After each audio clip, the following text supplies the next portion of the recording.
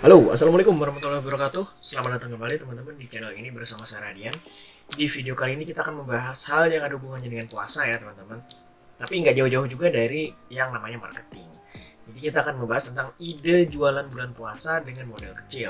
Nah, mungkin buat teman-teman nih yang kepikiran untuk menjalankan bisnis online di bulan puasa nanti, buat tambah-tambahan nanti buat THR, Lebaran kayak gitu-gitu. Nah, silahkan disimak video ini sampai habis. Siapa tahu salah satu ide kali ini itu bisa menginspirasi teman-teman untuk menjalankan bisnis. Modal kecil di video kali ini bukan berarti nggak pakai duit sama sekali ya, atau nggak pakai tenaga sama sekali gitu. Pasti ada sesuatu yang harus dikorbankan teman-teman. Ini perlu diingat dulu nih. Jangan sampai nanti mengira modal kecil itu adalah kita nggak action apa-apa itu. Nggak seperti itu ya maksudnya ya. Jadi kalau misalnya modal kecil itu berarti jalan dulu gitu. Seadanya, jalan dulu seadanya baru nanti diputerin profitnya gitu ya maksudnya ya. Jadi bukan bisnis yang tanpa action bisa dapat untung, nggak gitu konsepnya gitu. Jadi kita action juga, ada pengorbanannya juga, ada waktu yang dikorbankan, ada kuota yang dikorbankan lah, minimal itu kali ya, minimal ada modal kuota lah dulu untuk bisa promosi gitu di media sosial gitu. Intinya teman-teman tuh bisa menjalankan bisnis ini itu tuh dengan modal yang nggak terlalu banyak dulu gitu.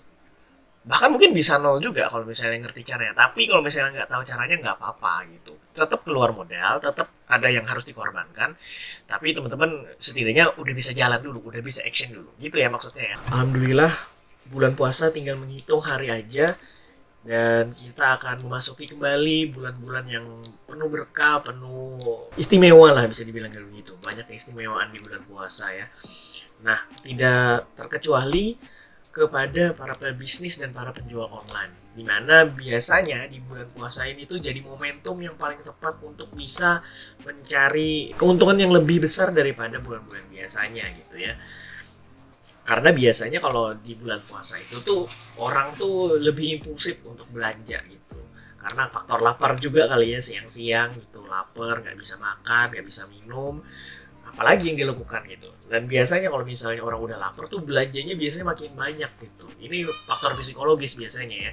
Udah dijelasin juga sama ahli-ahli kesehatan bahwa faktor lapar itu sangat berpengaruh sama kebiasaan berbelanja seseorang gitu. Ketika orang berbelanja dalam keadaan lapar, itu akan jauh lebih banyak spend uangnya daripada orang yang berbelanja dalam keadaan perut kenyang gitu. Nah, makanya di bulan puasa ini kita bisa istilahnya memanfaatkan keadaan ini untuk bisa jualan gitu. Kita mencoba pertama kali bisnis misalnya kayak begitu ya. Atau mungkin teman-teman udah menjalankan bisnisnya dari bulan-bulan sebelum bulan puasa gitu. Dan di bulan puasa ini pengen nambah lagi kira-kira apa ya yang cocok untuk dijadikan bisnis di bulan puasa. Nah, di video kali ini kita akan bahas sama ide jualan bulan puasa dengan ide jualan pertama untuk bulan puasa adalah buka catering buka puasa. Nah, ini menarik nih karena sepengetahuan saya selama menjalankan ibadah puasa bertahun-tahun itu tuh karena perut lapar itu pengen semuanya gitu. Nah, karena pengen semuanya jadi bingung gitu, mau pilih yang mana gitu.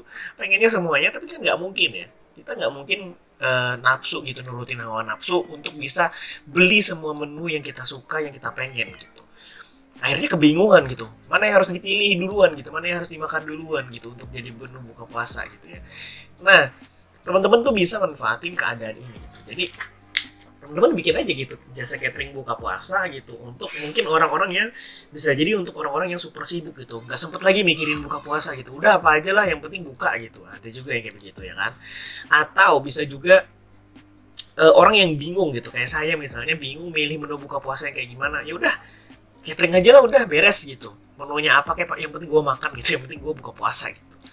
Nah, teman-teman juga bisa memanfaatkan keadaan market yang seperti itu. Nah, untuk bisa menjalankan bisnis catering buka puasa ini, menurut teman-teman nggak perlu pakai dapur sendiri lah kayak begitu ya. Jadi teman-teman bisa pakai dua opsi. Yang pertama, teman-teman bisa menjalankan catering buka puasa ini dengan bekerja sama dengan warung-warung yang ada di tempat teman-teman lah. Nah, kira-kira ada nggak nih warung yang bisa diajak kerjasama untuk buka catering gitu. Jadi teman-teman kumpulin aja tuh lauk dari beberapa warung gitu ya. Terus bikin ini jadi satu menu catering gitu. Misalnya sayurnya dari mana ngambilnya, lauknya dari mana, terus juga mungkin ada kerupuknya, ada takjilnya, ada kurmanya, kuenya segala macam gitu ya. Kumpulin jadi satu, jadi catering buat teman-teman itu juga bisa gitu. Tapi yang mesti hati-hati adalah jangan sampai teman-teman milih warung yang istilahnya punya makanan yang apa ya, mau basi, cepet basi gitu. Terus juga rasanya nggak enak gitu. Nah itu juga perlu diperhatikan ya teman-teman. Jadi kita nggak bisa milih warung yang sembarangan gitu, harus dicobain dulu gitu. Kira-kira oh ini warung yang ini menunya yang enak tuh yang ini gitu. Terus warung yang itu tuh menunya yang enak yang itu. Nah kita bisa coba tuh menu yang enak-enak dari warung-warung yang mana gitu. Nah itu juga bisa kayak gitu. Atau teman-teman bisa menjalankan opsi kedua untuk jualan catering buka puasa ini. Kalau misalnya teman-teman tuh hobinya masak gitu ya, suka masak dan nggak keberatan untuk bisa membuat menu orderan yang banyak gitu, teman-teman bisa juga pakai dapur sendiri gitu ya. Jadi teman-teman pilih bahannya sendiri gitu ya, cari resepnya sendiri, bikin sendiri, itu akan lebih menjaga kualitas dari menu teman-teman gitu. Teman-teman tuh udah tahu rasa, kalau misalnya puasa nggak bisa nyobain juga ya, teman-teman ya kasih aja tester dulu ke orang-orang yang mungkin bisa nyobain pas lagi puasa gitu. Misalnya ke yang nggak puasa gitu, cobain tuh testernya kayak gimana, enak nggak, apa yang kurang gitu, nanti tambahin gitu. Mungkin resepnya yang dimodif atau apa misalnya kayak gitu, itu juga bisa ya. Jadi nggak ada keharusan teman-teman tuh harus kerja sama gitu untuk melakukan bisnis ini. Teman-teman bisa aja buka dari dapur sendiri dulu juga nggak masalah gitu, karena ini kan modalnya modal nol gitu ya. Jadi bebas teman-teman mau pilih opsi yang mana, tidak ada keharusan harus memilih opsi satu atau tidak ada keharusan untuk memilih opsi dua, tidak ada. Jadi teman-teman sesuaikan aja dengan keadaan teman-teman saat itu.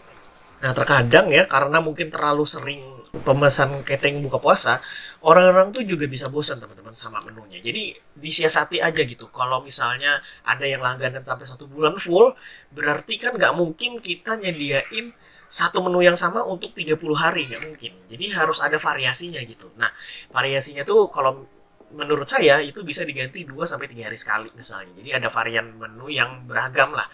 Jadi orang tuh mesen nggak bosen gitu ketika makan cateringnya teman-teman gitu ya. Atau mungkin bisa juga disesuaikan dengan strategi bisnis catering teman-teman sendiri gitu ya. Kalau misalnya teman-teman sudah pernah menjalankan bisnis catering dan kira-kira cocoknya seperti apa, monggo silahkan dijalankan gitu. Siapa tahu kan teman-teman punya jadwal sendiri gitu untuk ganti menunya per berapa hari misalnya atau per berapa minggu gitu ya, boleh silahkan dijalankan gitu ya. Yang penting usahakan untuk tidak membuat bosan pelanggan teman-teman gitu. Dan juga harus menjaga kualitas dari rasa masakannya dan juga kualitas bahan dan juga kualitas apa ya, higienisnya gitu ya. Hygiene-nya perlu diperhatikan juga gitu. Jangan sampai ada lalat misalnya atau ada binatang-binatang yang tidak seharusnya masuk ke dalam menu cateringnya gitu ya. Nah itu juga harus diperhatikan. Oke, ini jualan bulan puasa berikutnya adalah jualan baju muslim untuk lebaran. Lebih lebar, lebih luas marketnya daripada yang catering tadi, karena kalau catering kan terbatas dari waktu dan jarak gitu ya. Kita nggak bisa mengirim ke tempat yang jauh gitu. Kalau misalnya baju kayak begini kan bisa ya. Kenapa baju musim lebaran ini cocok untuk dijadikan bisnis? Karena ya menurut saya setiap orang tuh butuh baju baru. Biasanya sih kayak begitu ya. Kalau misalnya apalagi di bulan-bulan puasa gitu menjelang lebaran tuh orang tuh lagi butuh-butuhnya untuk punya baju baru biasanya. Apalagi pasangan baru misalnya kayak begitu ya, baru nikah. Mereka biasanya cari baju couple gitu untuk kalau misalnya datang ke tempat keluarga tuh bisa kelihatan serasi, matching gitu ya. Nah, teman-teman bisa memanfaatkan momentum kayak gini nih, terutama yang wanita ya, biasanya tuh impulsif kalau misalnya belanja baju, belanja fashion, kebutuhan fashion gitu. Saya yakin ya misalnya tahun kemarin tuh baju lebarannya masih bagus gitu, masih bisa layak dipakai lah istilahnya. Tetap aja nanti pengen nyari baju baru juga di tahun ini gitu ya. Jadi menurut saya sih akan ada selalu peminatnya untuk fashion ini, terlebih ketika teman-teman punya standar fashion yang bagus, misalnya selera fashion yang bagus. Apalagi kalau misalnya fashion tuh kan trennya selalu berubah-ubah ya. Jadi akan selalu ada yang baru gitu, dinamis banget. Jadi akan ada selalu alasan untuk bisa beli baju baru biasanya kayak begitu. Karena trennya dinamis banget, cepet banget gitu ya berubahnya. Kelemahannya dari bisnis ini adalah kita akan selalu mengejar tren gitu. Karena pergantian yang cepat itu biasanya paling 2 minggu udah habis gitu. Atau misalnya sebulan kalau misalnya bulan puasa gitu, 1 bulan udah selesai gitu trennya. Dan kita harus ngejar tren baru lagi kayak begitu. Tapi ya nggak masalah juga ya kalau misalnya teman-teman suka dengan cara yang seperti ini menurut saya. Nah, untuk bisa menjalankan bisnis fashion ini, teman-teman bisa cari supplier yang memang tepat untuk memasok stok jualan teman-teman. Misalnya gitu, misalnya cari supplier tuh kalau bisa yang bisa kirim stoknya tepat waktu, atau minimal misalnya kalau misalnya dropship gitu ya teman-teman, nggak jadi reseller juga nggak apa-apa. Yang penting si supplier ini bisa kirim barang itu tepat waktu ke pelanggan teman-teman gitu. Dan juga kalau misalnya teman-teman dropship nih ya, itu pastikan produknya itu memang berkualitas gitu. Teman-teman beli sendiri dulu gitu, punya sendiri dulu, pegang gitu, lihat bentuknya kayak gimana, pakai juga gitu ya, kira-kira di badan itu rasanya kayak gimana, apakah lembut, apakah bahannya lembut, atau bahannya ini transparan, atau apakah bahannya ini dingin, panas, kayak gitu tuh teman-teman harus review sedetail mungkin. Jadi ketika ada pelanggan yang tanya, teman-teman udah bisa jawab yang kayak begitu gitu ya. Dan juga teman-teman tahu nih, si supplier nih emang beneran kirim barang yang asli gitu, bukan barang yang istilahnya apa ya, berkualitasnya jelek gitu. Mungkin ketika mereka ngiklan, si supplier ini ngiklan, dibilang bahwa bahannya ini bagus segala macam, tapi ketika dikirim ke teman-teman justru bahannya jelek, berbeda dengan yang diiklanin gitu ya. Nah itu juga bisa teman-teman pastikan dulu gitu sebelum teman-teman memulai jualan dengan supplier ini gitu.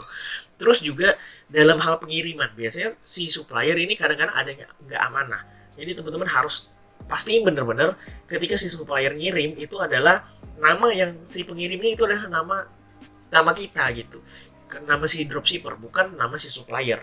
Nah ini penting juga karena nanti kalau misalnya dikirimin ke orang yang nggak kenal misalnya kayak begitu ya, orang yang bener-bener pelanggan baru istilahnya, beli di tempat kita tapi nama itu ngirimnya beda, nah itu akan jadi kecurigaan gitu, ini siapa nih yang ngirim gitu ya, atau mungkin si ininya bingung gitu, nah, saya nggak pesan ini gitu. Nah itu lebih parah ya, kalau misalnya ditolak tuh lebih parah gitu. Nah itu teman-teman harus diperhatikan juga supplier jangan sampai mengecewakan si pelanggan. Nah kalau misalnya teman-teman pakai strategi yang kedua yaitu dengan cara dropship, teman-teman usahakan jangan mengandalkan marketing kit cuma dari supplier aja. Teman-teman bikin sendiri marketing kitnya gitu ya, foto sendiri modelnya, bahannya atau produknya dibawa sendiri gitu ya, bikin konten sendiri. Nah itu akan jauh lebih unik kelihatannya di mata pelanggan daripada supplier dropshipper yang lain gitu. Jangan manja minta disuapin terus sama supplier, tapi juga teman-teman inisiatif sendiri gitu, bikin konten marketing yang sendiri, bikin brandingnya sendiri, karena dropshipper itu juga bisa bikin branding sendiri loh teman-teman. Bisa aja suppliernya dari si A. Kalau misalnya kita dropship gitu ya, terus kita punya konten marketingnya sendiri, marketing kitnya sendiri, bikin konten sendiri, orang-orang nggak bakalan kalau misalnya itu adalah dropshipper gitu.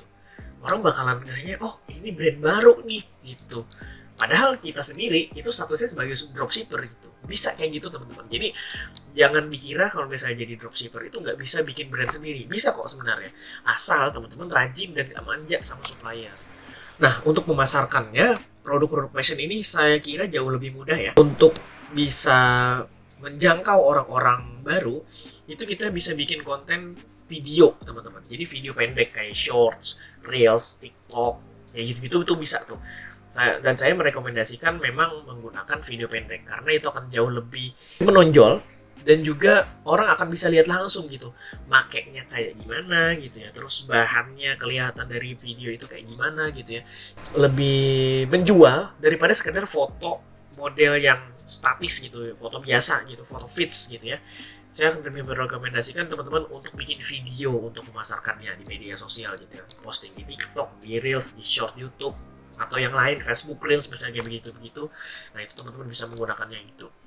Kalau misalnya teman-teman nggak punya modal untuk iklan, nggak apa-apa, manfaatin aja dengan cara organic marketing atau pemasaran organik. Meskipun mungkin reach-nya sedikit gitu ya, awal-awal nggak apa-apa, jalanin aja dulu gitu. Kalau misalnya teman-teman mau pengen belajar lebih lanjut tentang organic marketing, tuh teman-teman bisa tonton aja video-video yang ada di channel ini gitu ya. Itu semuanya membahas tentang organic marketing. Nah, ini jualan bulan puasa berikutnya adalah jualan kue kering untuk lebaran. Nah, siapa sih yang nggak suka kastengel, putri salju, nastar, dan segala macam kue-kue khas lebaran kayak gitu ya. Pasti itu kayak wajib gitu. Bahkan di tempat-tempat ini ya yang sebelumnya nggak pernah jualan itu, jualan juga gitu, manfaatin momentum lebaran ini. Nah juga teman-teman bisa nih memanfaatkan yang kayak begitu ya. Jadi kue-kue khas lebaran ini tuh kayak semacam apa ya, udah jadi sesuatu yang pokok lah ibaratnya kalau misalnya di lebaran gitu ya. Wajib harus ada di meja tamu gitu. Itu suguhan pertama untuk tamu-tamu yang datang gitu ya. Dan saya suka banget sama nastar gitu ya. Nastar yang isi nanas tuh enak banget rasanya. Jadi kue kering ini salah satu ide bisnis jualan yang bisa teman-teman jalankan gitu ketika di bulan puasa gitu ya. Terlebih kalau misalnya teman-teman tuh punya keluarga yang besar gitu ya, dan rumahnya kamu nih jadi markasnya gitu ya untuk uh, keluarga besar tuh ngumpul di situ gitu. Wah, itu tuh wajib banget punya gitu ya. Nah, kalau misalnya teman-teman tuh udah capek gitu ya, misalnya aduh ngapain sih gue beli-beli mulu, mending gue yang jual gitu. Nah, teman-teman bisa tuh jalanin kayak gitu ya, karena mungkin teman-teman sebelum-sebelumnya itu beli terus gitu ya, kenapa nggak coba bikin sendiri aja gitu ya, siapa tahu jauh lebih murah dan juga bisa dijual gitu kan. Nah, teman-teman bisa nih jalan bisnis kue kering lebaran. Nah, untuk menjalankan bisnis kue kering lebaran ini ada dua cara sebenarnya. Yang pertama adalah teman-teman jadi resellernya kue kering dari si supplier. Lagi-lagi supplier ya, ini kita ngebahas supplier lagi nih. Kalau misalnya ngebahas supplier ya memang kita nggak ribet gitu ya, karena kita cuman tinggal ngomong aja, aku mau order sekian box gitu. Udah selesai gitu, kita nggak perlu repot-repot harus nyari bahan segala macam. Tapi lagi-lagi kita harus hati-hati nih milih suppliernya nih, jangan sampai kita beli ke orang yang jualan yang bahannya nggak berkualitas gitu, yang kuenya nggak enak.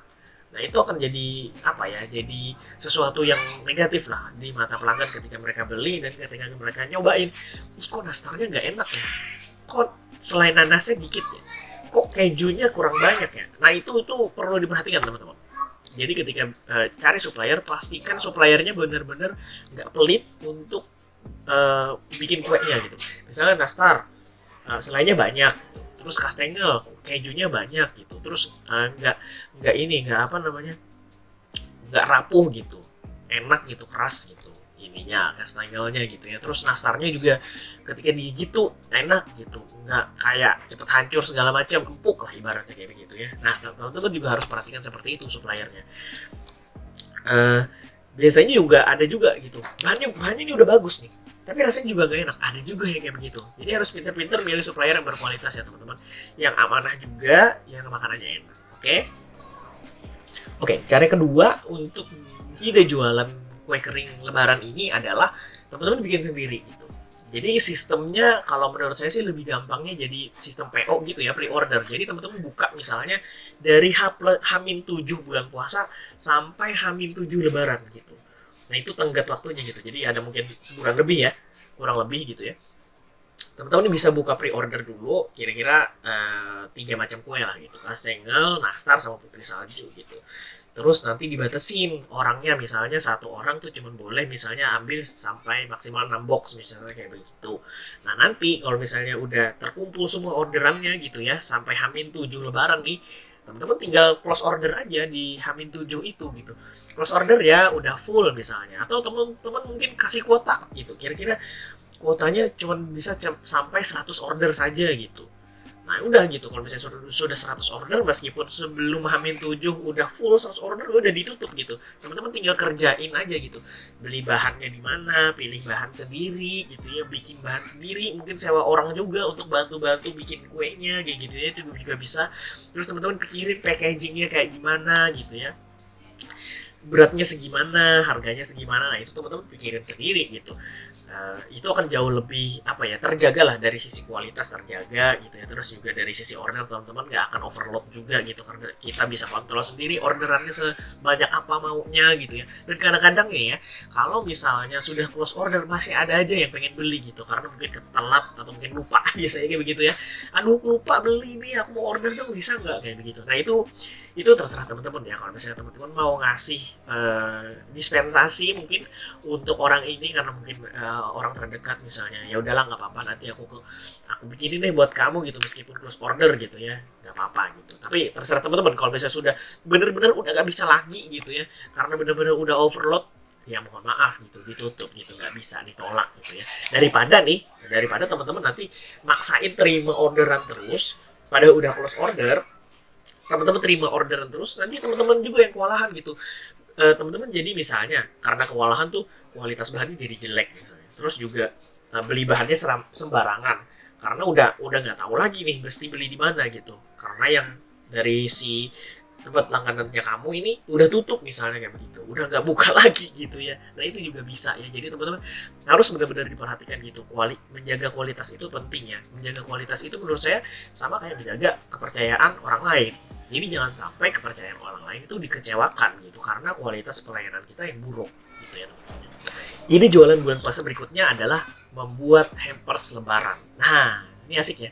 Karena hampers lebaran ini baru booming, baru trending tuh sekitar 2019 ya. Kayaknya sebelum pandemi deh kalau nggak salah. Jadi masih baru-baru banget nih. Kita baru masuk nih yang namanya hampers. Dulu sekitar tahun 2000-an tuh namanya bukan hampers tapi parcel ya. Jadi dikasih kayak keranjang gitu, terus dihias-hias di situ ada botol sirup, ada kotak teh segala macam sembako lah intinya di dalamnya gitu ya. Sekarang tren udah mulai beralih nih. Jadi dari parcel sekarang jadi hampers namanya. Kalau bahasa saya pribadi, hampers tuh kayak parcel elit gitu. Parcel dengan budget yang wah gitu, yang mewah gitu, parcel mewah bisa dibilang. Kalau dulu misalnya parcel itu identik dengan cuman kue, minuman gitu ya, sembako segala macam. Hampers nih justru lebih fleksibel gitu isinya. Jadi nggak cuma sekadar kue atau mungkin minuman atau sembako gitu ya. Hampers tuh bisa macam-macam. Ada yang misalnya isinya parfum sama jam tangan tuh ada kayak gitu. Bisa juga tumbler dengan segala macam kelengkapan yang lain gitu. Itu banyak banget macamnya gitu ya. Ini hampers nih jauh lebih fleksibel dan juga isiannya jauh lebih menarik gitu untuk dikasih ke orang gitu ya. Nah teman-teman juga bisa memanfaatkan momentum lebaran untuk bikin hampers, paket hampers kayak begini. Nah siapa tahu nih misalnya teman-teman tuh kerja sama atasan yang pokoknya yang udah tua gitu, yang taunya cuma parcel doang gitu. Teman-teman bisa nih inisiatif, Pak parcel udah gak zaman nih, sekarang zamannya hampers gitu. Kasih tahu aja zamannya hampers sekarang. Apa tuh hampers? Jelasin kalau misalnya hampers tuh gini Pak, isinya bisa macam-macam gini dan Bapak tuh bisa custom gitu. Bilang aja bisa custom apalah segala macam gitu. Pokoknya intinya kalau misalnya hampers tuh isinya nggak cuma sembako segala macam Pak gitu, bisa dimodif gitu isinya. Nah, misalnya isinya dompet, jam tangan, tumbler, apapun lah Pak. Kalau misalnya Bapak mau kasih sarung juga boleh gitu. Hampers tuh isinya bisa macam-macam Pak, dibilang kayak begitu. Jadi kalau misalnya oh iya menarik juga ya. Nah, langsung tuh saya bisa Pak bikinin ya misalnya kayak begitu tuh bisa. Saya bisa Pak bikinin kalau misalnya Bapak mau hampers tuh misalnya. Bapak maunya apa nih isinya? Catat aja gitu. Oh saya mau isinya sarung. Kalau misalnya untuk cowok sarung, kalau misalnya untuk cewek mukena, sejadah untuk yang muslim gitu ya.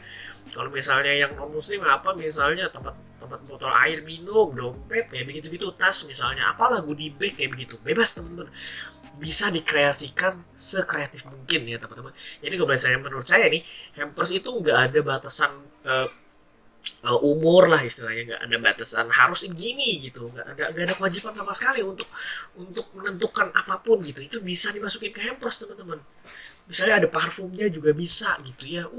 Kalau misalnya budgetnya gede gitu ya, yaudah saya maunya parfum 50 mili gitu untuk semua orang. Mantep tuh kayak gitu ya. Enak banget tuh kalau misalnya punya kantor yang budgetnya gede untuk bisa ngasih paket lebaran. Nah, untuk bisa menjalankan bisnis online ini, kalau menurut saya sih teman-teman harus riset bener-bener ya. Jadi dari segi umur, dari segi jenis kelamin, terus dari segi income-nya berapa. Kalau bisa juga dia harus tahu nih. Terus juga lokasinya gimana gitu ya. Apakah di seluruh Indonesia aja teman-teman targetnya, atau mungkin di satu provinsi teman-teman aja gitu ya. Nah, itu juga bisa dicari tuh, ditarget tuh kira-kira orang-orang seperti apa yang teman-teman pengen targetin untuk dijualin paket hampers ini gitu. Apa pengaruhnya? Hasil dari riset yang tadi itu bisa teman-teman tentukan gitu, menentukan misalnya dari harganya kayak gimana gitu. Apakah bisa di atas 100.000 gitu, atau mungkin cuman 100 sampai 200.000, atau mungkin bisa di atas 200.000. Nah, itu juga bisa gitu ya dari hasil riset target market yang tadi. Terus juga desainnya kayak gimana? Apakah desainnya yang gaul atau desainnya yang formal gitu ya. Nah, itu juga bisa. Terus juga dari packing. Dari packing, apakah packingnya kotak saja atau mungkin dikasih balutan kain, misalnya kain sutra, kain batik, apalah gitu ya. Nah, itu juga bisa tuh dari situ. Terus juga strategi marketingnya mau kayak gimana. Kalau misalnya dari sisi umur lah, anggaplah kayak begitu. Umurnya misalnya cuma dari 25 sampai 35 tahun gitu. Nah, itu strategi marketingnya berbeda dengan umur yang dari 35 misalnya, atau 36 sampai ke 45 gitu. Itu jelas berbeda ya. Jadi teman-teman harus tentukan juga gitu, sedetail mungkin kalau bisa, untuk bisa mentarget orang-orang yang tepat untuk membeli paket hampers lebaran. Kalau misalnya kamu masih baru terjun di dunia paket hampers lebaran ini, nggak perlu khawatir karena sudah pasti banyak kompetitor yang lebih dulu menjalankannya. Teman-teman tinggal amatin aja gitu, amatin strategi mereka kayak gimana. Terus kalau misalnya teman-teman udah riset market yang tadi nih ya, teman-teman cari tuh kira-kira kompetitor mana yang punya target market serupa dengan punya kita gitu. Nah itu di amatin tuh. Mereka strategi harganya kayak gimana, terus desainnya kayak gimana, packingnya kayak gimana, terus juga promosinya kayak gimana, cara promosinya gitu. Diamatin gitu. Oh iya ya, ternyata bisa begini ya. Nah teman-teman cobain aja gitu. Modifikasi strategi dari kompetitor, kira-kira mereka tuh kurangnya di mana, lebihnya di mana gitu. Nah kita tuh bisa tuh ambil tengah-tengahnya gitu. Mereka tuh kurangnya di sini, mereka lebihnya di sini. Oh, aku bisa nih di tengah-tengah nih, pakai strategi yang kayak begini nih. Sok lah, monggo silahkan kerjain gitu. Nah itu juga bisa jadi sarana pembelajaran ya kalau misalnya teman-teman nggak punya mentor gitu. Kalau misalnya punya mentor lebih bagus, bisa tanya aja. Aku punya bisnis hampers, targetnya sekian sekian sekian sekian. Kira-kira apa yang harus aku kerjakan gitu? Atau strategi marketingnya seperti apa yang harus aku lakukan gitu. Nah itu juga bisa. Segitu dulu untuk video ide jualan bulan puasa kali ini. Semoga bisa menginspirasi teman-teman ketika nanti udah mulai bulan puasa gitu ya. Udah terpikir gitu kira-kira, oh aku akan menjual barang ini. Gitu. Nah, semoga video ini bisa jadi salah satu ide untuk bisa teman-teman menjalankan bisnisnya pertama kali. Nah, terima kasih banyak sudah menonton video ini sampai habis. Salah hilapnya mohon maaf. Silahkan tulis kritik, saran, komentar ataupun rekomendasi topik yang lain untuk dibahas di channel ini ya. Sampai ketemu di video berikutnya. Assalamualaikum warahmatullahi wabarakatuh. Salam cuan.